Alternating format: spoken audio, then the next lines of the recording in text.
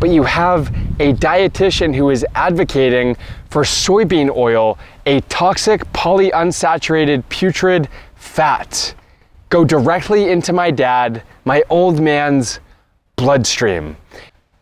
So there I was, standing in a doctor's office, and got my mom on one side, my dad on the other. He's the patient in this case, and never really seen him so sick, so fragile, so frail, standing at a proud 6 feet tall, but being a mere 147 pounds.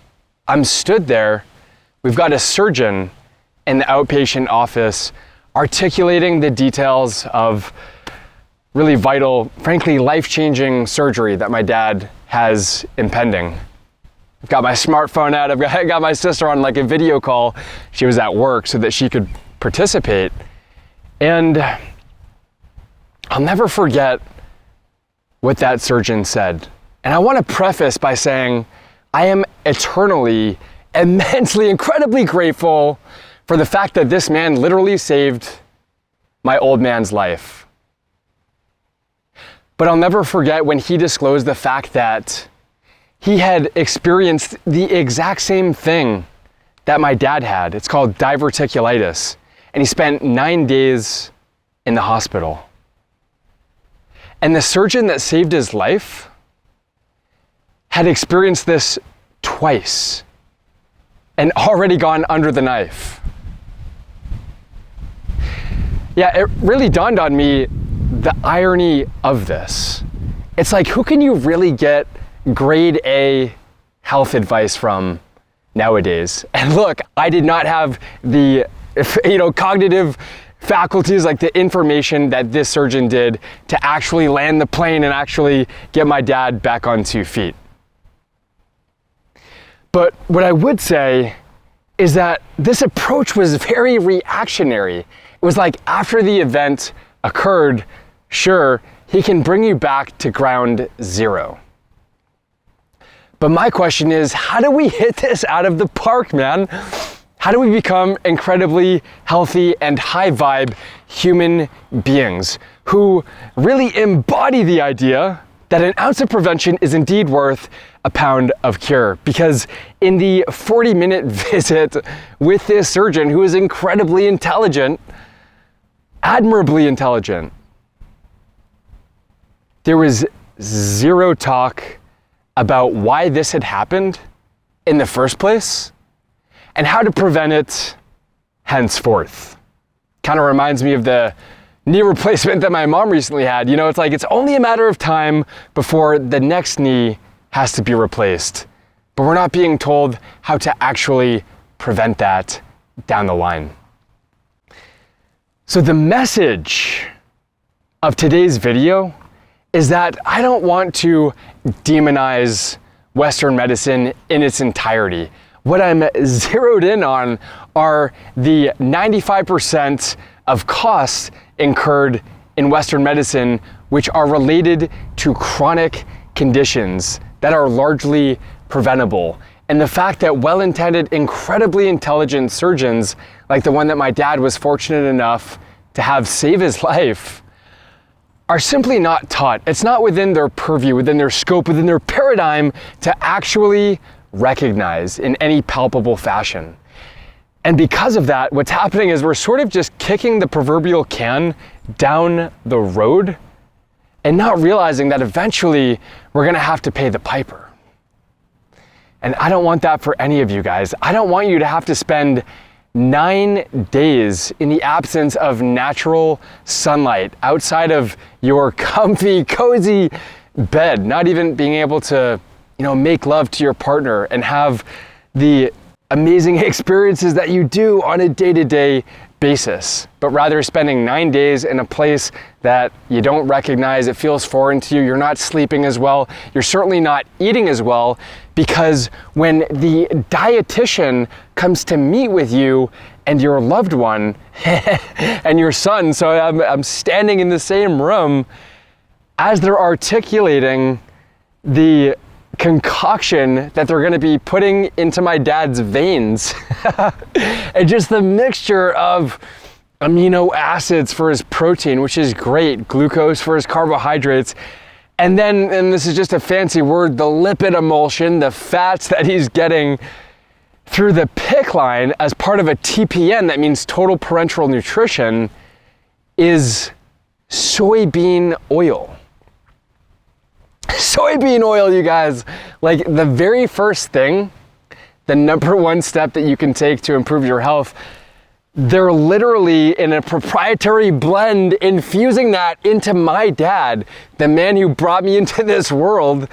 They're infusing that into his veins, and I'm stood there all spiffy. I think I'm wearing like a pink button-up shirt. It didn't look too feminine. I feel like I kind of pull off the look, right? And there's literally, so there's a nursing home within viewing distance. You can literally see it from my dad's hospital bed. And I'm about to go over there in 20 minutes to review resident charts. So like I have the medical background, right? I've worn the different hats, guys. I've seen through the different lenses. As an autoimmune disease patient myself who suffered for the better part of a decade. And as I'm stood there in my dad's hospital room, it dawns on me that I don't have any leverage. Like there's not much that I can actually do to dissuade the dietitian from putting soybean oil into my dad's TPN bag. Like how disturbing is that? So you have a surgeon who's not teaching him how to prevent diverticulitis in the future, a surgeon who's experienced this not once but twice for himself, gone under the knife multiple times, but you have a dietitian who is advocating for soybean oil, a toxic polyunsaturated putrid fat, go directly into my dad, my old man's bloodstream. And that's how he's supposed to get healthy. He's in a hospital, the place in society where, in my estimation, people should go to heal. And the prescription they've prescribed is precisely the poison. Guys, I'm just here to give you a map to help you find your freedom so that you can actually be happy and healthy, not just today or tomorrow, but for decades down the line into old age, to see future generations, to see your kids, your grandkids, maybe your great grandkids actually live life and sample the buffet of life with bright eyes and a bushy tail.